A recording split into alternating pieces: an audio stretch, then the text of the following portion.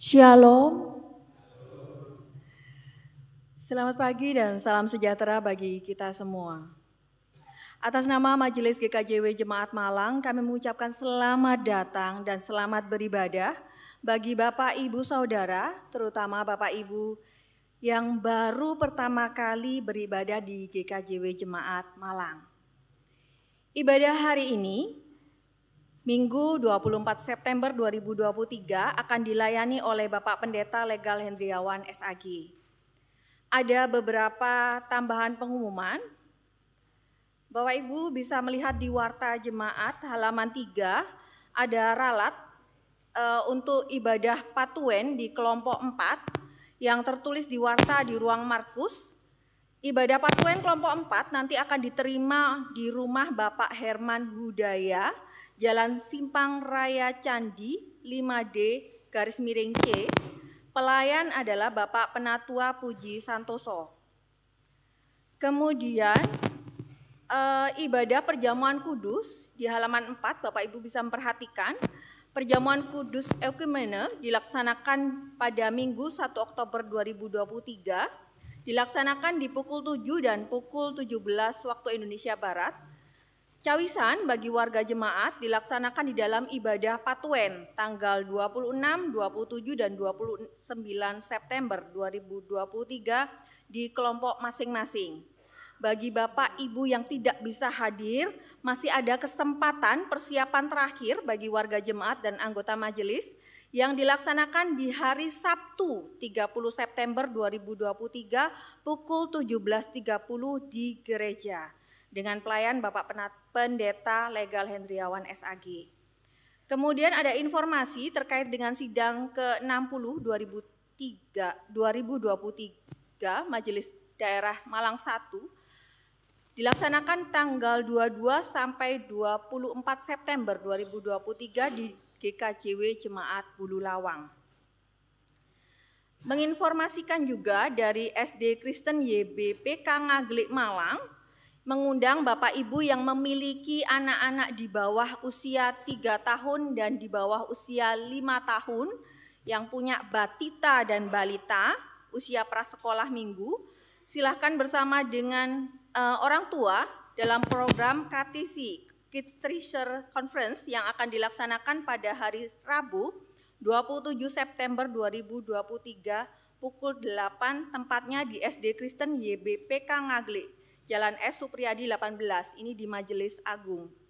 Kemudian informasi yang selanjutnya, nanti sore Bapak Ibu monggo bisa hadir, diundang oleh Komusger Jemaat Malang untuk berpartisipasi dan meramaikan lomba menyanyi solo, duet, dan vokal grup lagu rohani yang akan dilaksanakan hari ini, Minggu 24 September 2023 pukul 16.00 di Ruang Matius.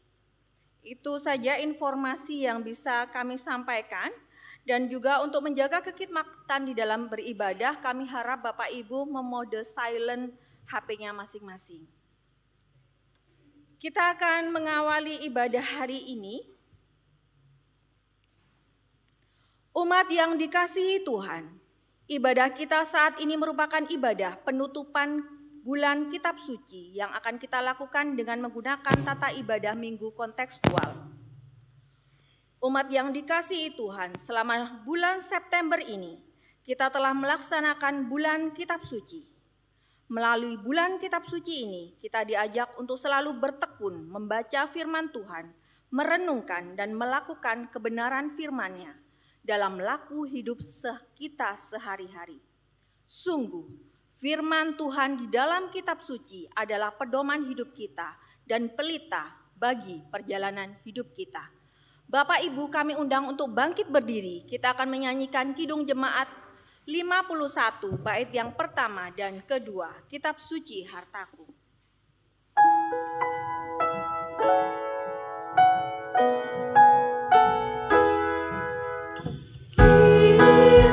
So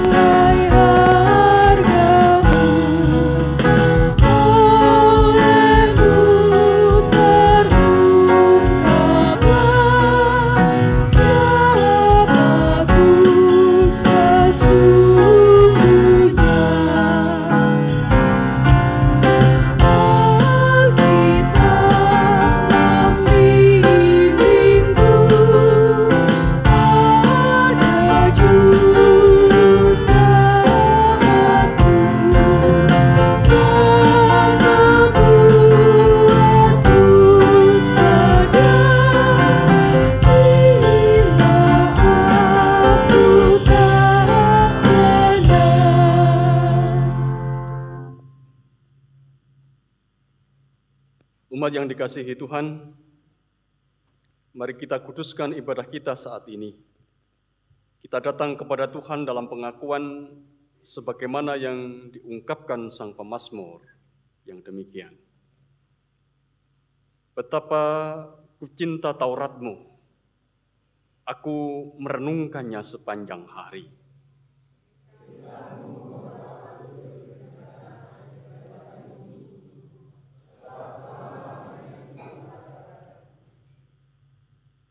Aku lebih berakal budi daripada semua pengajar, sebab peringatan-peringatanmu kurenungkan.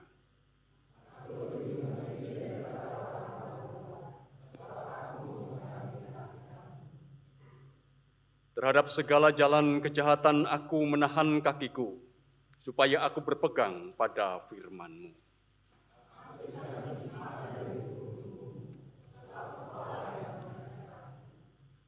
Firman-Mu itu pelita bagi kakiku dan terang bagi jalanku.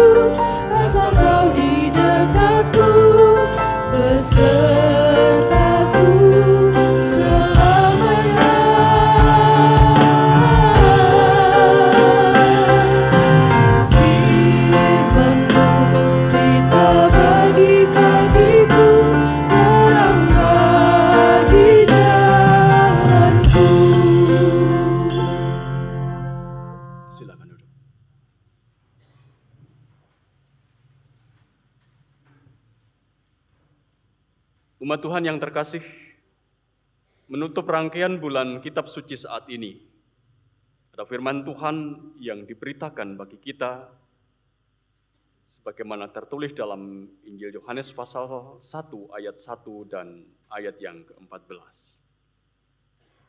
Pada mulanya adalah firman. Firman itu bersama-sama dengan Allah dan firman itu adalah Allah. Firman itu telah menjadi manusia dan diam di antara kita, dan kita telah melihat kemuliaannya, yaitu kemuliaan yang diberikan kepadanya sebagai anak tunggal Bapa, penuh kasih karunia dan kebenaran. Umat yang dikasihi Tuhan, melalui Injil Yohanes pasal 1 ayat 1 dan ayat yang ke-14 ini, kita mengetahui bahwa Tuhan Allah senantiasa menyatakan firman-Nya dalam kehidupan manusia. Bahkan melalui Tuhan Yesus Kristus, firman Allah itu telah menjadi manusia. Dalam diri Tuhan Yesus, Allah mengajarkan agar kita hidup dalam kasih-Nya dan hidup saling mengasihi dengan sesama. Mari kita lakukan kehendak Allah ini, agar hidup kita senantiasa berkenan kepada-Nya. Alkitab pedoman yang berharga. Kita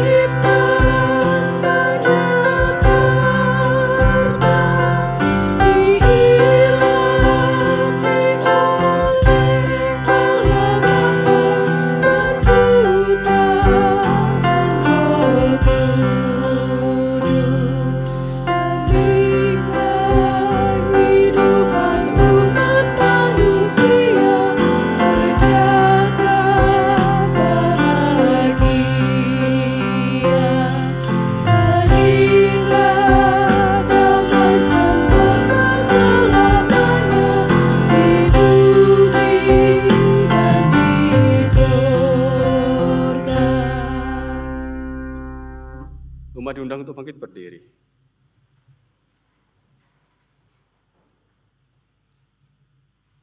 Injil Markus pasal 6 ayat yang ke-50 menuliskan, tenanglah, ini aku, jangan takut.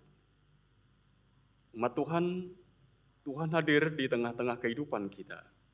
Di kala kita berada dalam kegelapan, firman-Nya senantiasa menerangi hidup kita. Di saat kita sedih dan berduka, firman-Nya senantiasa menghibur dan menguatkan kita. Di waktu hidup kita berada dalam ancaman dan penderitaan, ingatlah firman Tuhan adalah jawaban. Firman-Nya senantiasa berkuasa dalam hidup kita. Maka melalui firman-Nya yang kita baca dan dengar dari Alkitab, Tuhan berkenan menyatakan diri-Nya kepada kita sebagaimana firman-Nya. Jikalau kamu tetap dalam firman-Ku, kamu benar-benar adalah murid-Ku dan kamu akan mengetahui kebenaran dan kebenaran itu akan memerdekakan kamu. Yohanes pasal 8 ayat 31 sampai 32. Tuhan selalu ada dalam langkah-langkah hidup kita. Percayalah.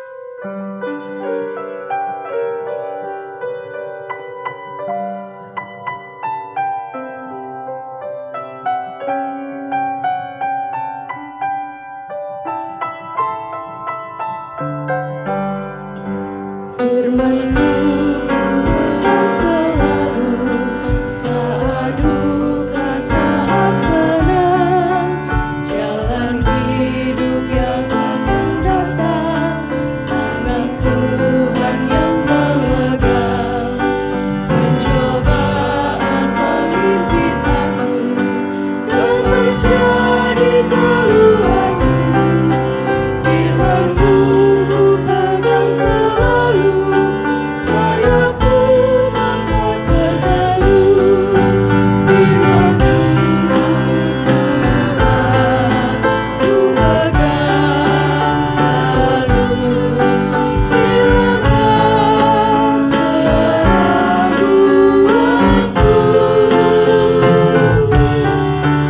Bila hatiku rasa susah, padamu aku berserah. Firman-Mu ku pegang selalu, maka amanlah jiwaku. Silakan duduk.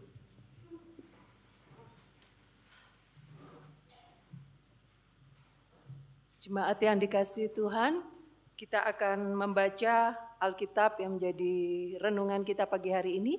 Tetapi sebelumnya mari kita bersama-sama berdoa.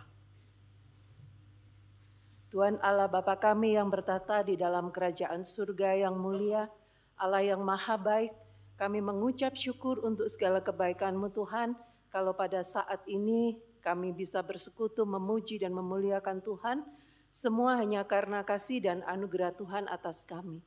Bapa, sebentar lagi kami akan membaca dan merenungkan firman Tuhan. Kiranya Engkau menerangi hati kami, kiranya Engkau mengutus Roh Kudus-Mu untuk membuat kami bisa memahami dengan baik apa yang Engkau sampaikan pada pagi hari ini.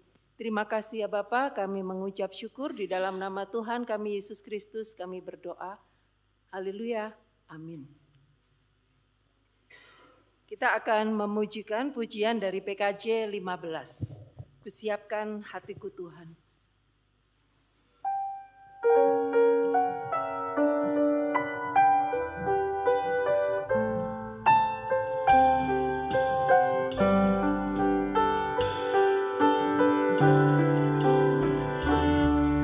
Kusiapkan hatiku Tuhan menyambut firman-Mu saat ini.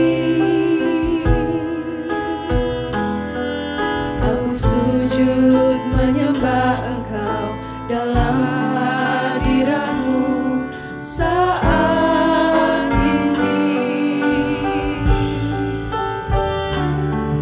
Curahkanlah pengurapan-Mu kepada umat-Mu saat ini. Ku siapkan hatiku Tuhan mendengar firman-Mu.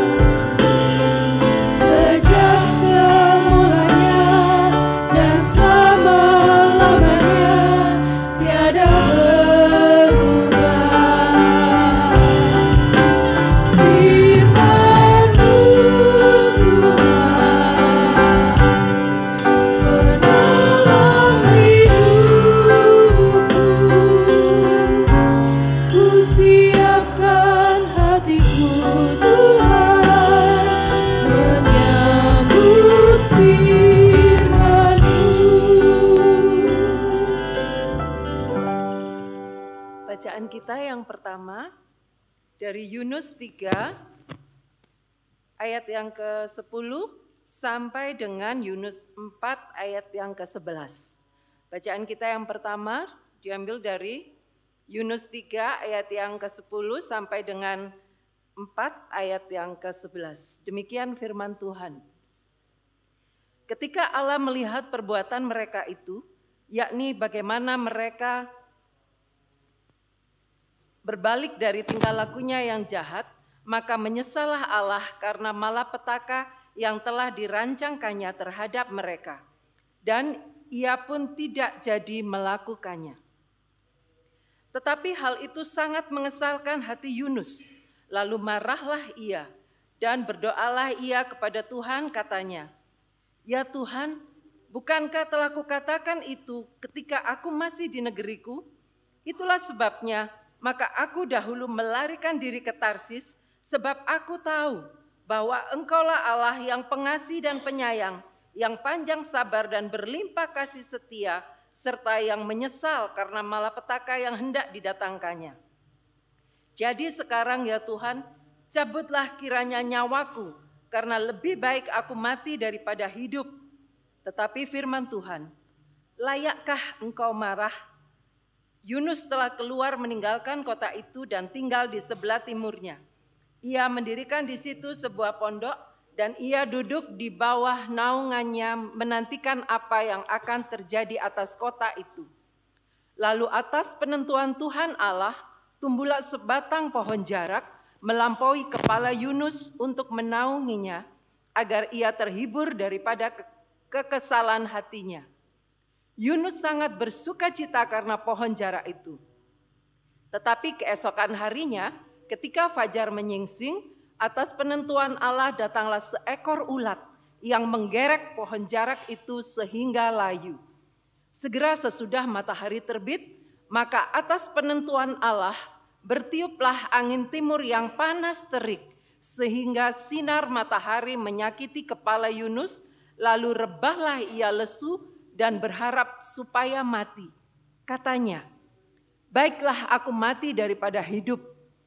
Tetapi berfirmanlah Allah kepada Yunus, "Layakkah engkau marah karena pohon jarak itu?" Jawabnya, "Selayaknya lah aku marah sampai mati." Lalu Allah berfirman, "Engkau sayang kepada pohon jarak itu, yang untuknya sedikit pun engkau tidak berjerih payah, dan yang tidak engkau tumbuhkan, yang tumbuh dalam satu malam dan binasa dalam satu malam pula. Bagaimana tidak aku akan sayang kepada Niniwe, kota yang besar itu, yang berpenduduk lebih dari 120.000 orang, yang semuanya tak tahu membedakan tangan kanan dari tangan kiri, dengan ternaknya yang banyak." Demikian firman Tuhan.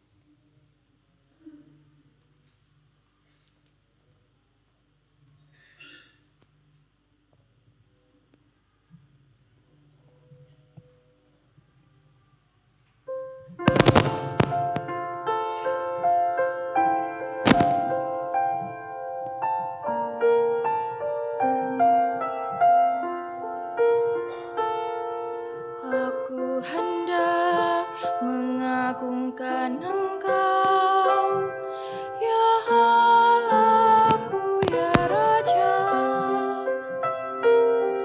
dan ku hendak memuji nama-Mu seterusnya dan selamanya. Aku hendak mengagungkan Engkau, ya Allahku, ya Raja,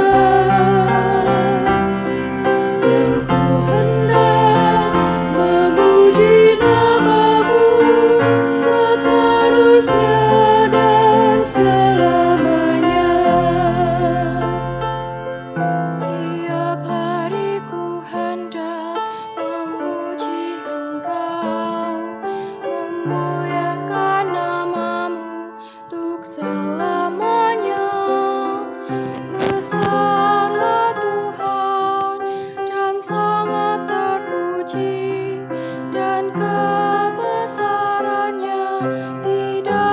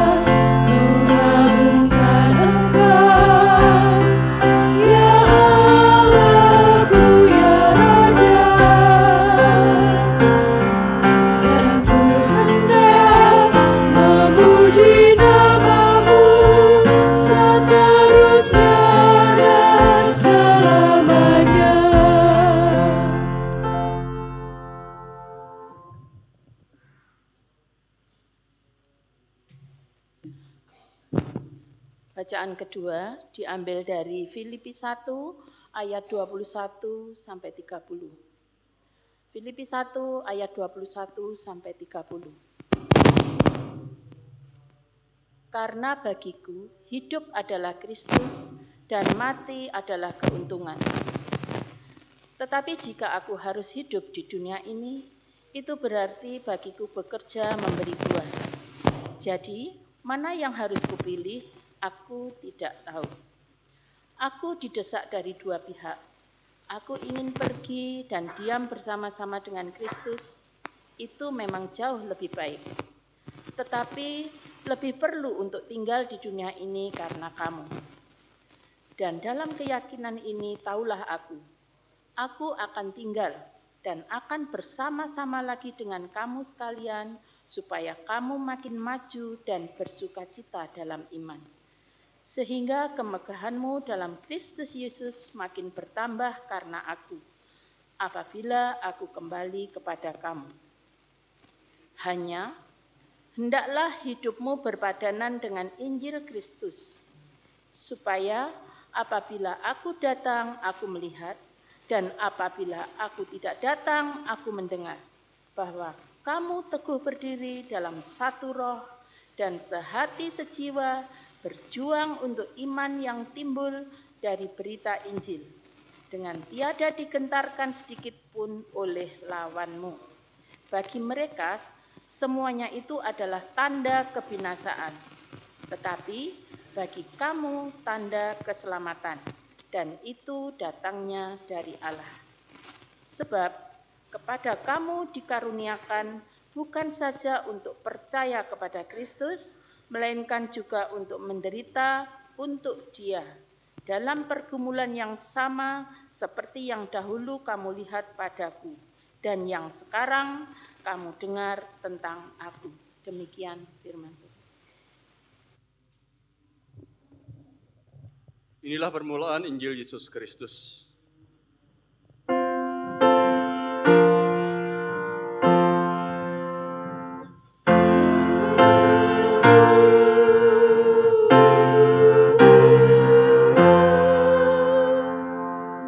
Umat diundang untuk bangkit berdiri. Injil Yesus Kristus menurut kesaksian Matius pasal 20, ayat 1 sampai ayat yang ke-16. Adapun hal kerajaan sorga sama seperti seorang tuan rumah yang pagi-pagi benar keluar mencari pekerja-pekerja untuk kebun anggurnya. Setelah ia sepakat dengan pekerja-pekerja itu mengenai upah sedinar sehari, ia menyuruh mereka ke kebun anggurnya. Kira-kira pukul 9 pagi ia keluar pula, dan dilihatnya ada lagi orang-orang lain menganggur di pasar. Katanya kepada mereka, "Pergi jugalah kamu ke kebun anggurku, dan apa yang pantas akan kuberikan kepadamu." Dan mereka pun pergi. Kira-kira pukul 12 dan pukul 3 petang ia keluar pula dan melakukan sama seperti tadi. Kira-kira pukul 5 petang ia keluar lagi dan mendapati orang-orang lain pula. Lalu katanya kepada mereka, "Mengapa kamu menganggur saja di sini sepanjang hari?" Kata mereka kepadanya, "Karena tidak ada orang yang mengupah kami." Katanya kepada mereka, "Pergi jugalah kamu ke kebun anggurku." Ketika hari malam, tuan itu berkata kepada mandornya, "Panggillah pekerja-pekerja itu dan bayarkan upah mereka, mulai dengan mereka yang masuk terakhir hingga mereka yang masuk terdahulu." Maka datanglah mereka yang mulai bekerja kira-kira pukul 5 dan mereka menerima masing-masing 1 dinar. Kemudian datanglah mereka yang masuk terdahulu, sangkanya akan mendapat lebih banyak, tapi mereka pun menerima masing-masing 1 dinar juga. Ketika mereka menerimanya, mereka bersungut-sungut kepada tuan itu, katanya, "Mereka yang masuk terakhir ini hanya bekerja 1 jam, dan engkau menyamakan mereka dengan kami yang sehari suntuk bekerja berat dan menanggung panas terik matahari." Tapi Tuhan itu menjawab, seorang dari mereka, saudara, aku tidak berlaku tidak adil terhadap engkau. Bukankah kita telah sepakat sedinar sehari? Ambillah bagianmu dan pergilah. Aku mau memberikan kepada orang yang masuk terakhir ini sama seperti kepadamu. Tidakkah aku bebas mempergunakan milikku menurut kehendak hatiku? Atau iri hatikah engkau karena aku murah hati? Demikianlah orang yang terakhir akan menjadi yang terdahulu, dan yang terdahulu akan menjadi yang terakhir. Demikian Injil Yesus Kristus yang berbahagia adalah setiap kita yang mendengar dan melihara firman-Nya dalam hidup kita. Amin.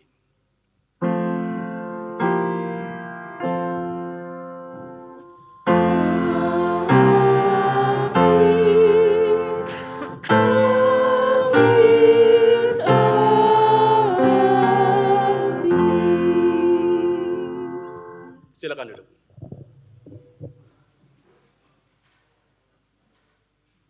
Selamat pagi Bapak Ibu dan saudara-saudara.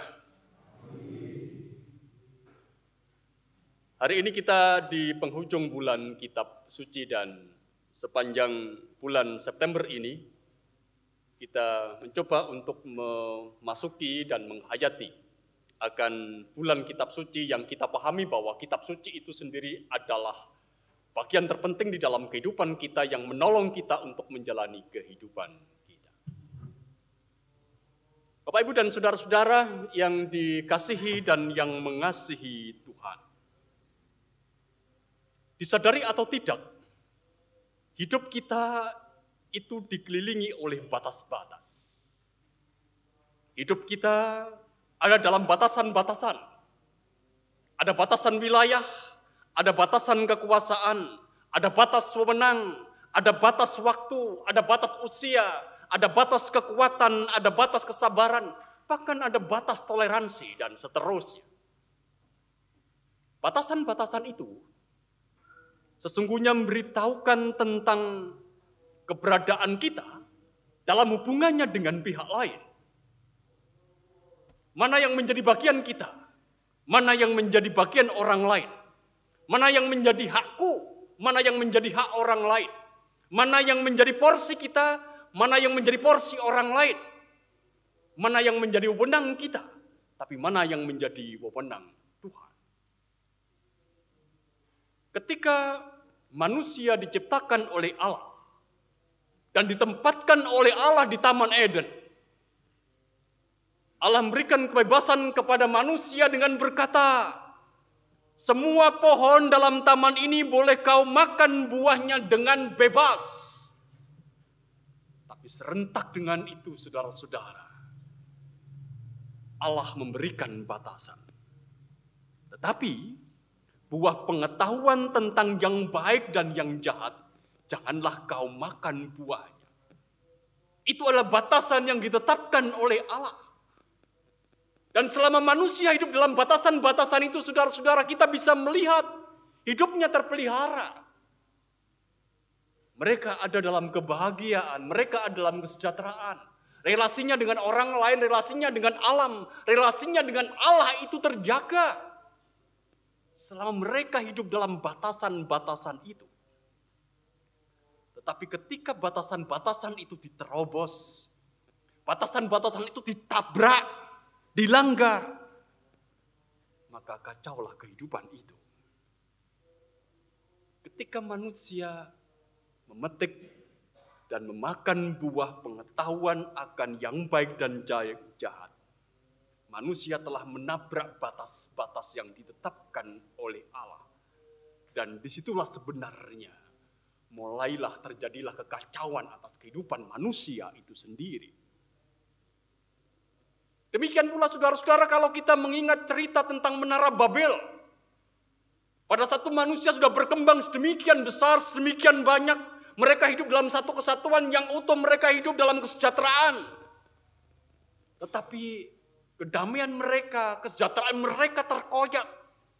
Ketika pada saat itu mereka bersengaja berkata, Satu dengan yang lain, mari kita dirikan menara yang puncaknya sampai ke langit. Begitu. Dalam perjanjian lama, saudara-saudara, langit itu adalah wilayah suci. Langit itu adalah wilayah Allah. Ketika manusia-manusia yang berkumpul di Babel itu berkata, mari kita dirikan menara yang puncaknya sampai ke langit. Itu mereka mau menembus, mereka mau memasuki, mereka mau menjarah apa yang menjadi bagian dari wilayah Allah. Dan apa yang terjadi? Kita tahu kisah menara Babel. Kekacauan terjadi atas kehidupan manusia dan kemudian manusia terseret. Bapak, Ibu, dan saudara-saudara yang dikasihi dan yang mengasihi Tuhan.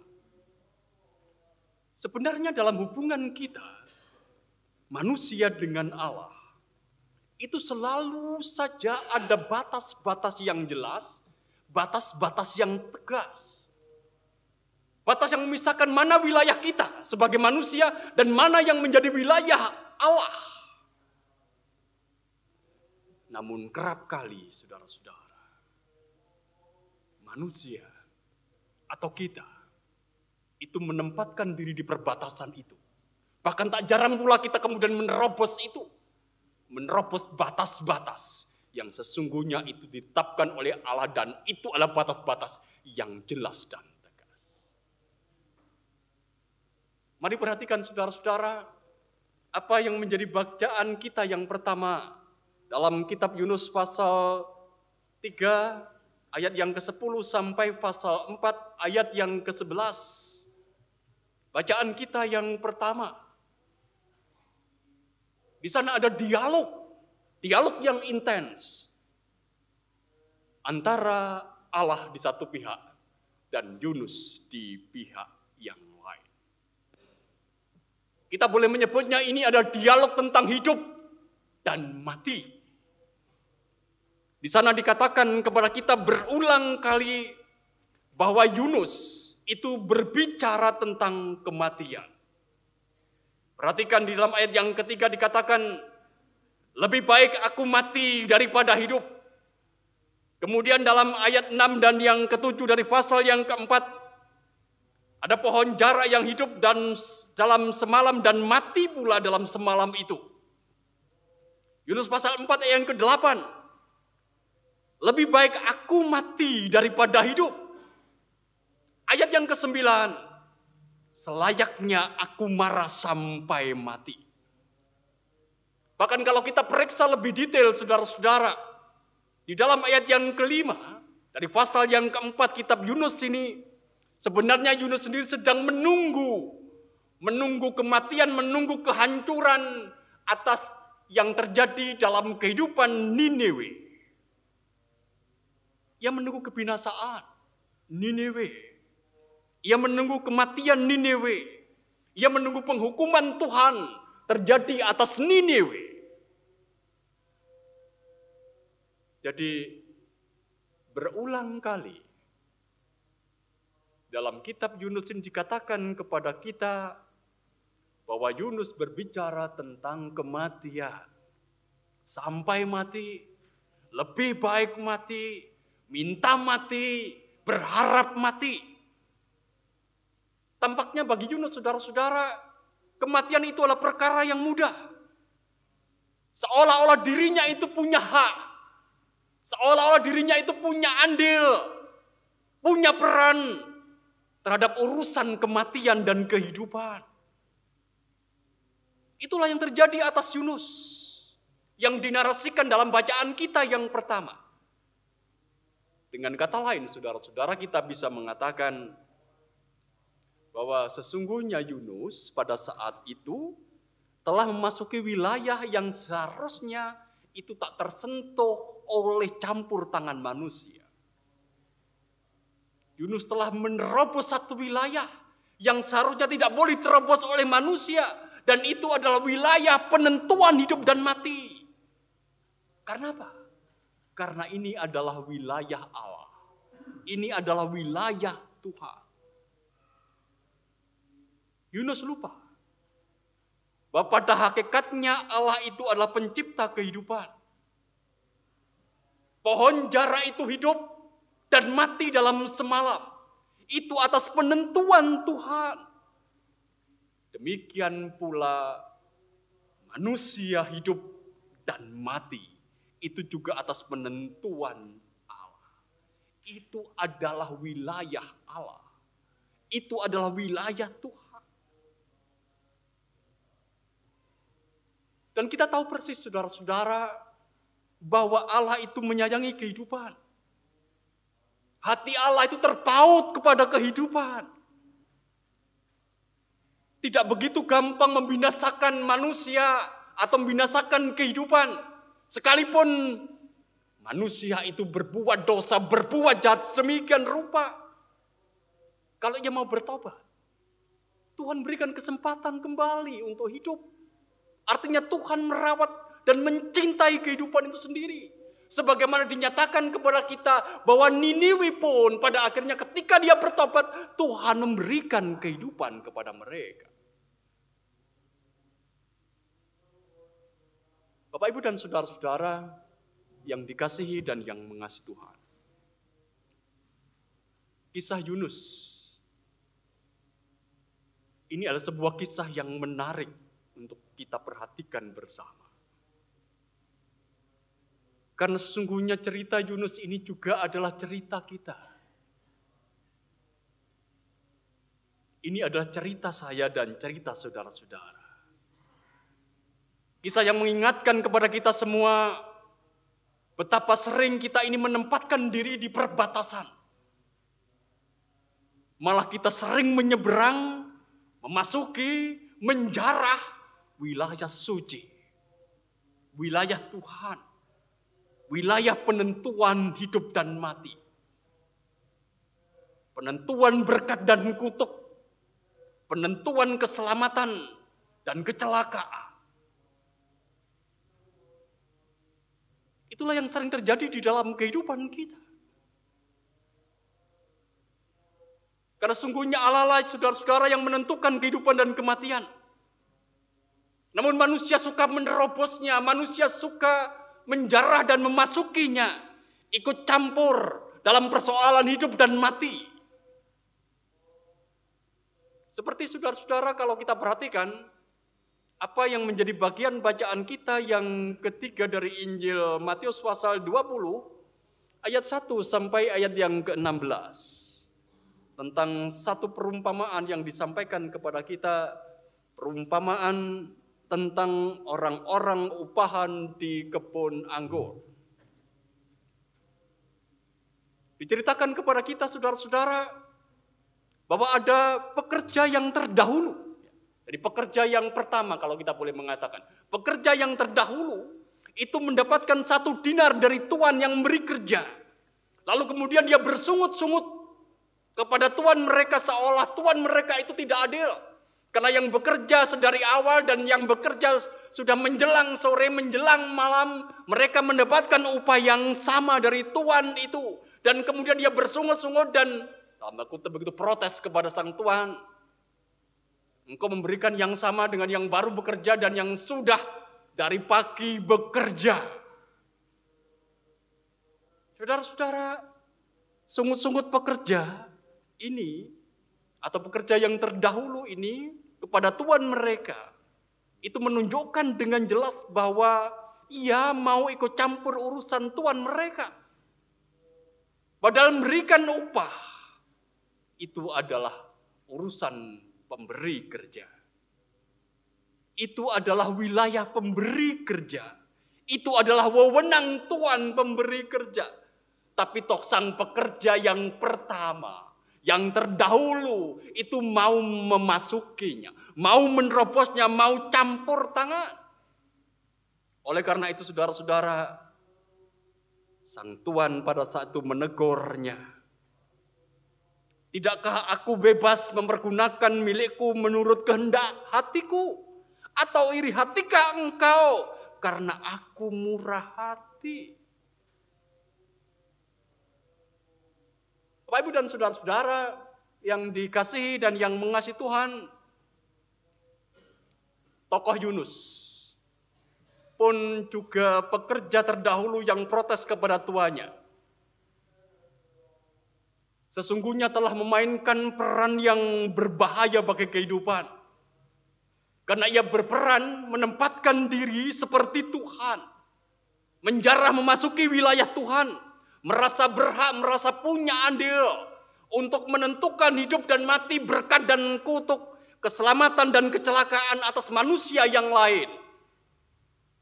Padahal justru disinilah saudara-saudara yang akan menjadi awal dari kekacauan kehidupan manusia itu sendiri, sebagaimana terjadi di Taman Eden atau terjadi di Menara Babel.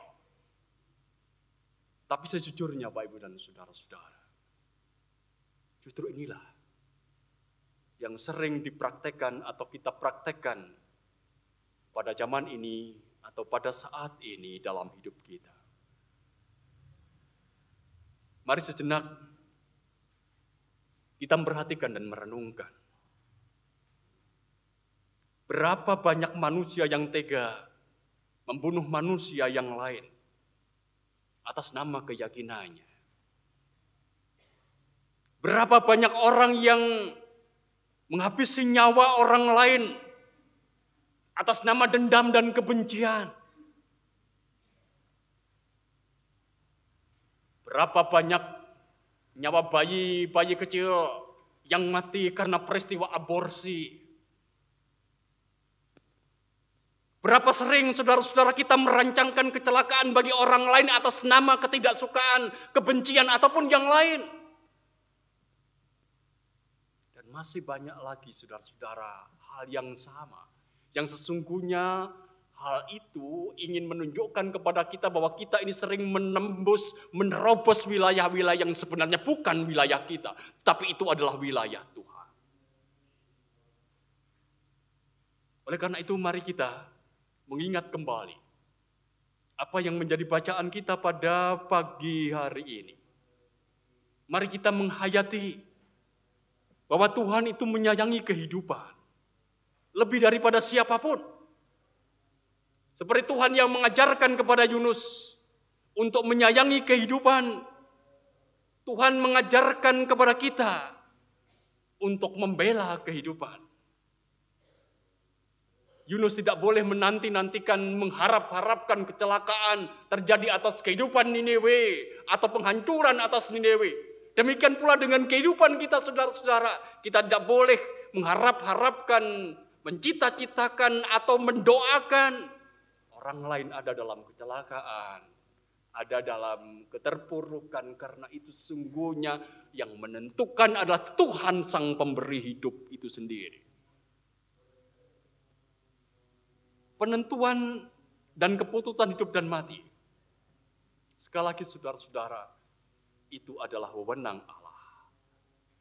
Wilayah kudus Allah, jangan menerobos batas. Itu bukan wewenang kita. Kalau kehidupan orang jahat saja, kalau kehidupan Niniwe saja terpelihara, terjaga, dilindungi oleh Allah, apalagi kehidupan orang baik. Sebelum kematian memang tak terhindarkan, kehidupan itu harus dibela. Sebelum kematian orang baik memang tak terelakkan, saudara-saudara. Kehidupan itu harus tetap dijaga, dibela, diperjuangkan sedemikian rupa. Apapun rintangannya. Sekali lagi, apapun rintangannya, kehidupan harus tetap diperjuangkan. Barangkali memang di sana ada penderitaan, ya. Barangkali di sana ada kemiskinan. Barangkali ada kesakitan. Barangkali ada kecacatan. Tapi itu tak boleh dan tidak patut untuk menghentikan kehidupan. Itu semua tidak boleh meredam daya juang seseorang. Untuk apa? Untuk bertahan hidup. Karena apa? Hidup itu adalah anugerah Allah. Hidup itu adalah pemberian Tuhan. Hidup itu wewenang Tuhan. Dan kita menerimanya karena kita mendapatkan wewenang itu dari Tuhan terkait dengan kehidupan dan bagaimana kita menjaganya. Mari ingat saudara-saudara kehidupan Rasul Paulus.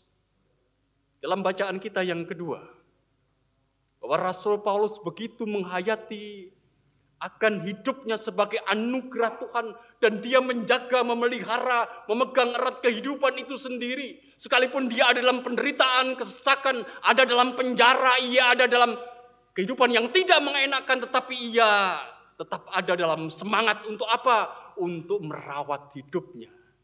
Sehingga dia berkata, tetapi jika aku harus hidup di dunia ini, itu berarti bekerja dan memberi buah. Jika aku harus hidup, artinya bahwa ketika dia mendapatkan anugerah hidup itu, dia akan terus bekerja tanpa pernah memasuki wilayah Allah terkait dengan penentuan hidup dan mati seperti yang dilakukan oleh Yunus.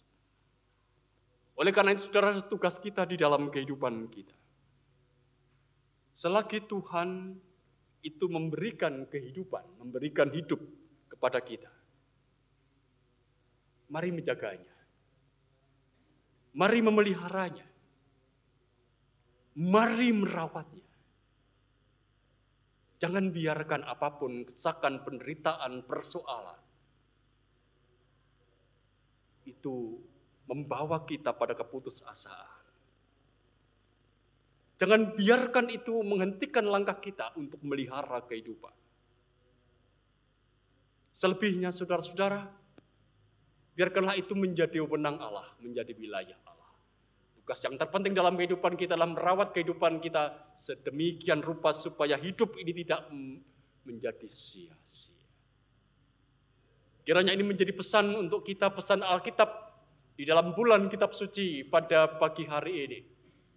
Menjaga kehidupan, merawat kehidupan, itu adalah nilai kerajaan Allah yang kita pegang. Dan itu yang akan kita lakukan di dalam kehidupan kita.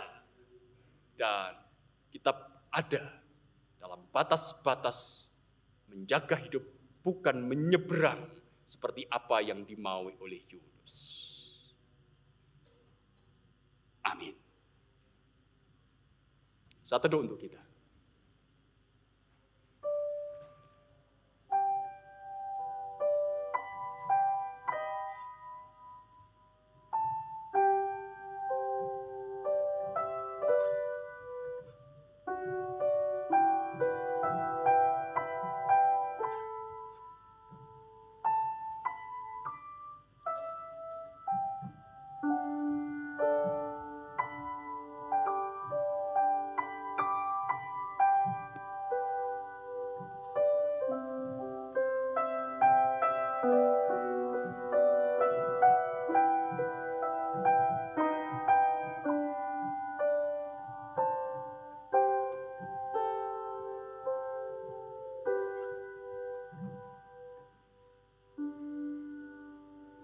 Semua karena anugerahnya.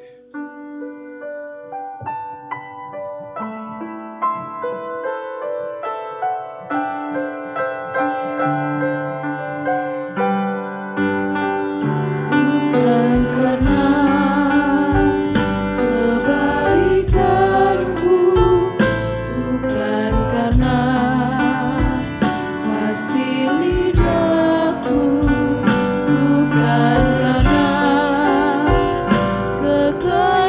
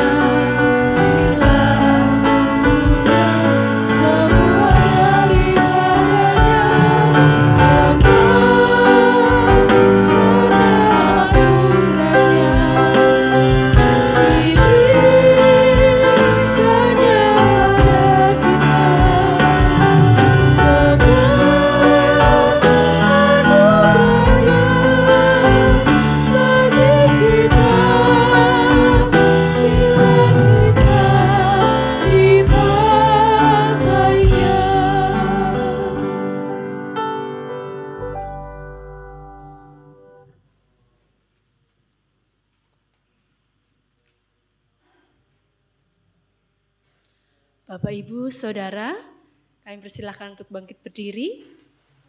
Kita akan memperbarui iman percaya kita dengan mengucapkan pengakuan iman rasuli. Pengakuan iman rasuli. Aku percaya kepada Allah, Bapa yang Maha Kuasa, Khalik langit dan bumi, dan kepada Yesus Kristus, anaknya yang tunggal Tuhan kita, yang dikandung daripada Roh Kudus, lahir dari anak darah Maria, yang menderita di bawah pemerintahan Pontius Pilatus, disalibkan, mati dan dikuburkan, turun ke dalam kerajaan. Pada hari yang ketiga, bangkit pula dari antara orang mati, naik ke surga, duduk di sebelah kanan Allah, Bapa yang Maha Kuasa, dan akan datang dari sana untuk menghakimi orang yang hidup dan yang mati. Aku percaya kepada Roh Kudus, gereja yang kudus dan am, persekutuan orang kudus, pengampunan dosa, kebangkitan daging, dan hidup yang kekal. Amin. Kami persilahkan duduk kembali.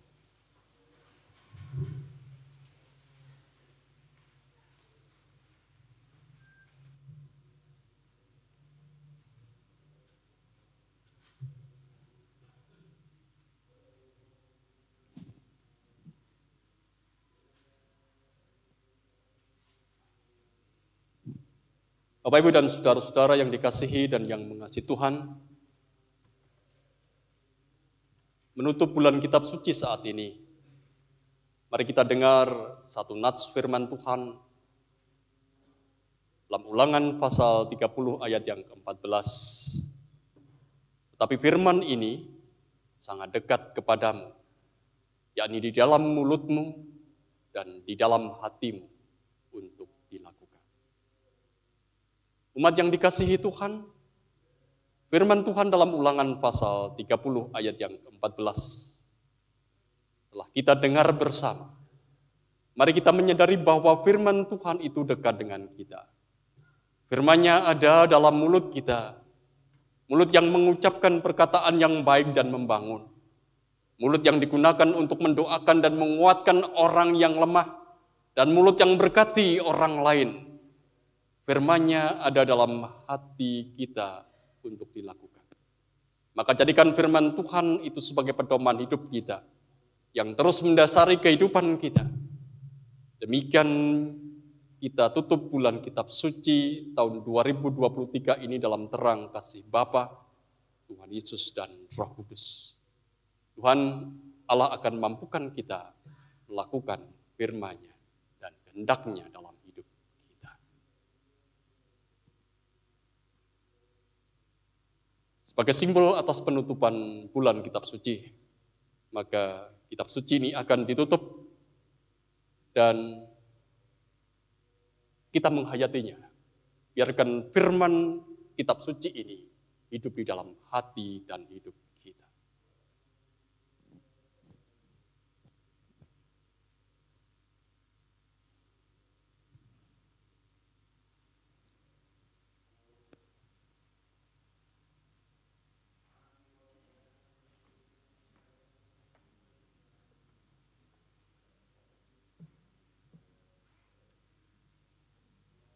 Bersama-sama kita akan mengangkat doa syafaat kita, dan kita akan lakukan bersaut-sautan, bergantian seperti yang ada dalam tata ibadah kita. Mari bersama-sama berdoa.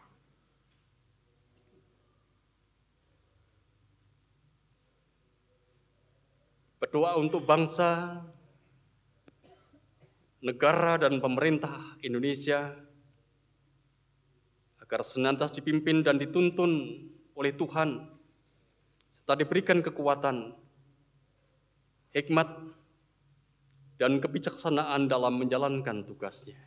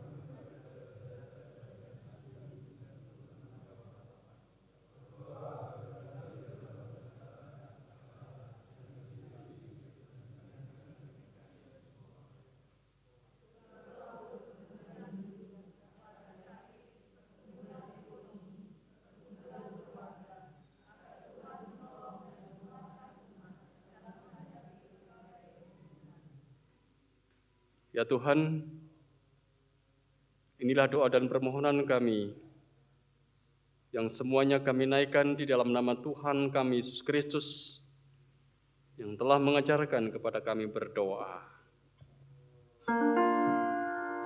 Bapa kami yang di surga, dikuduskanlah nama-Mu, datanglah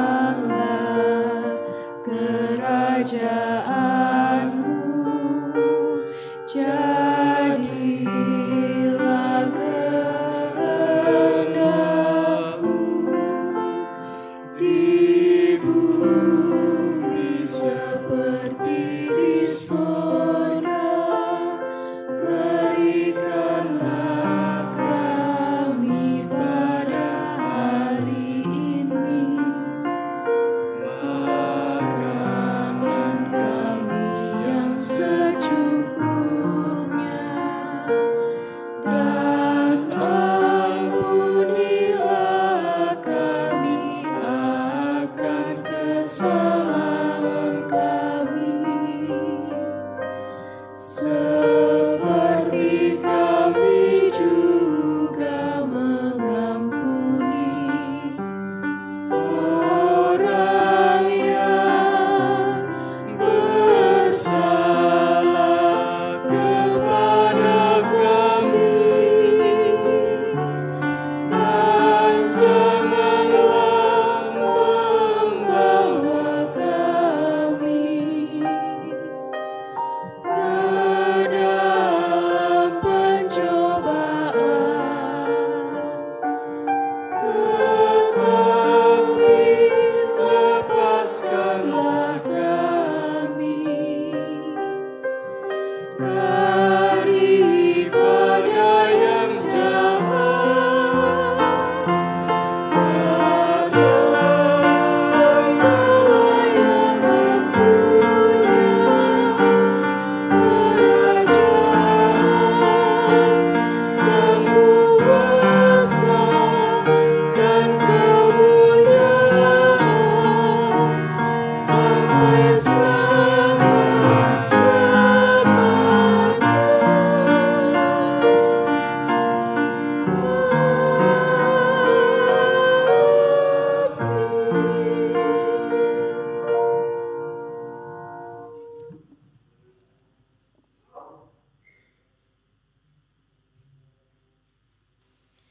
Bapak, Ibu, Saudara yang dikasihi dan mengasihi Tuhan Yesus Kristus, sungguh besar kasih dan berkat Tuhan dalam kehidupan kita umat-Nya.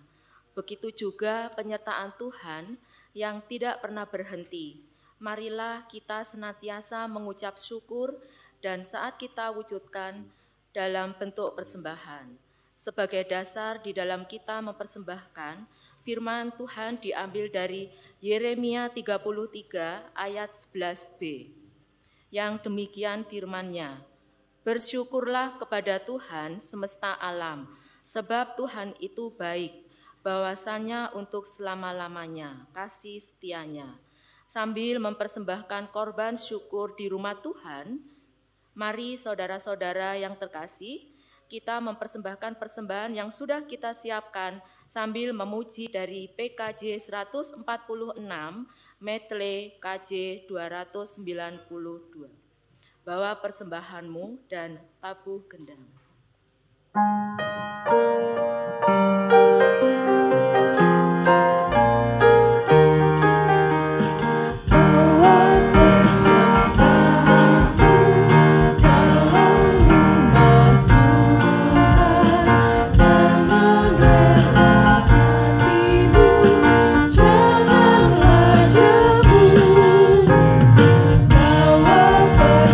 persembahanmu, bawa dengan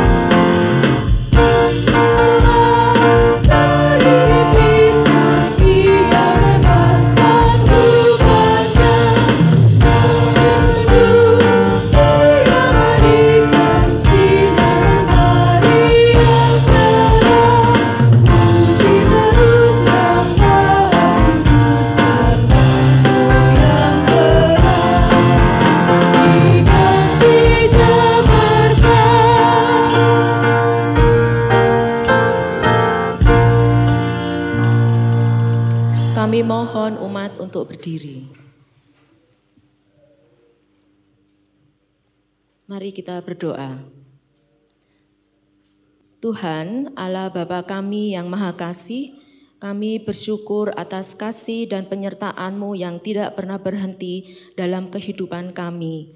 Sebagai ungkapan syukur atas berkat-Mu, saat ini kami telah mengumpulkan persembahan. Kami mohon kiranya Tuhan menerima persembahan ini dan memberkati agar menjadi sarana dalam pelayanan bagi gereja ini. Sekitar kami. Berkatilah juga Tuhan untuk para pengelola persembahan agar dapat mengelola persembahan dengan bijaksana. Demikian doa dan ucapan syukur kami panjatkan. Amin.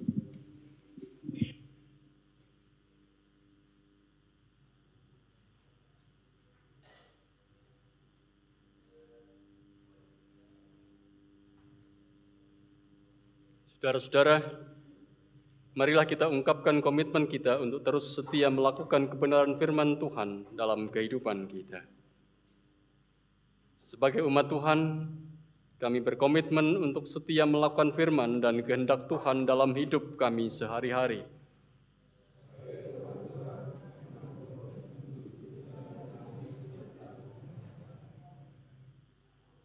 Sebagai warga GKJW, kami berjanji untuk sehati dan sepikir mewujudkan kerajaan Allah di tengah dunia.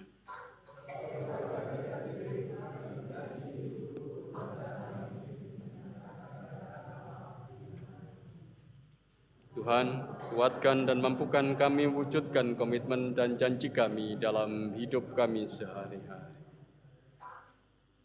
Kini saudara-saudara, kembalilah dalam kehidupan-Mu. Ingatlah selalu firman-Nya, hendaklah kamu menjadi pelaku firman dan bukan hanya pendengar saja, sebab jika tidak demikian kamu menipu diri sendiri.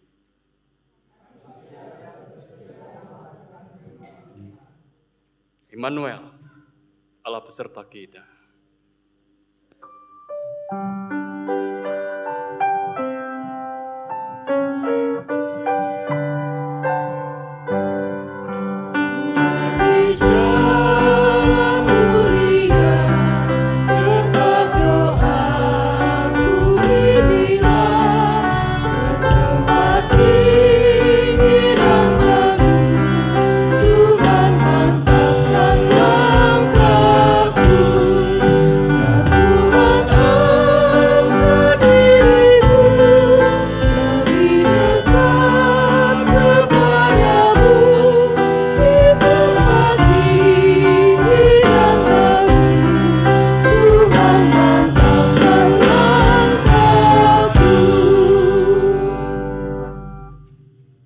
Kasih karunia dari Tuhan Allah dan Bapa kita, damai sejahtera dan keselamatan dari Tuhan Yesus Kristus Sang Putra, kemampuan, kebijaksanaan, hikmat, dan penyertaan Roh Kudus menjadi berkat bagi saudara-saudara kini dan selamanya.